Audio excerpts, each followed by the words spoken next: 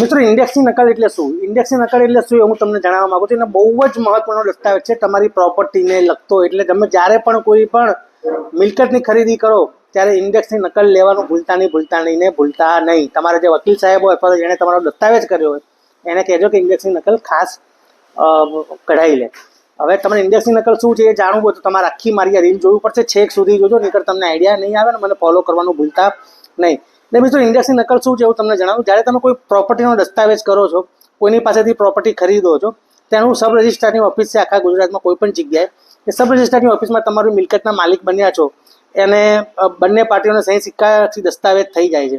દસ્તાવેજ તો તમે સમજો કે 10 પાનાથી લઈને જેટલું પણ એની હિસ્ટ્રી હોય 25, 30, 50 પાનાનો પણ ડોક્યુમેન્ટ હોઈ શકે, એટલે બલ્કી હોય છે. અને દસ્તાવેજની ઓરિજિનલ નકલ એ તમને સહી સિક્કાવાળી કરી તમે માલિક બન્યા છો આ મિલકતના એના પુરાવા રૂપે તમને આપવામાં આવે છે. પણ ઘણી બધી ગવર્મેન્ટ ઓથોરિટી એવી હોય છે કે જ્યાં તમારે ઘરનો તમારા માલિકીનો પુરાવો રજૂ કરવાનો હોય છે, તે આખા દસ્તાવેજની ઝેરોક્ષ રજૂ ના કરવી પડે. અને બીજું કે તમારે ક્યાંય પણ તમારા માલિકીનો પુરાવો સરળતાથી બતાવો તો ઇન્ડેક્સની કોપી કઢાવવી જરૂરી છે. ઇન્ડેક્સની કોપી માત્ર એક જ પાનાની હોય છે અને તમે ત્યાં નજીવી ફી ભરશો એટલે સબ રજિસ્ટ્રારની ઓફિસમાંથી તમને દસ્તાવેજની સાથે સાથે ઇન્ડેક્સની કોપી મળી જશે. અને એકથી વધારે પણ નકલ તમે માગી શકો છો. અને જ્યાં પણ લાઇટ બિલમાં તમારે ચેન્જ કરાવવું હોય, ગેસમાં ચેન્જ કરાવવું હોય, પ્રોપર્ટી કાર્ડમાં બધી જ જગ્યાએ તમે ઇન્ડેક્સની નકલનો ઉપયોગ કરી શકો છો.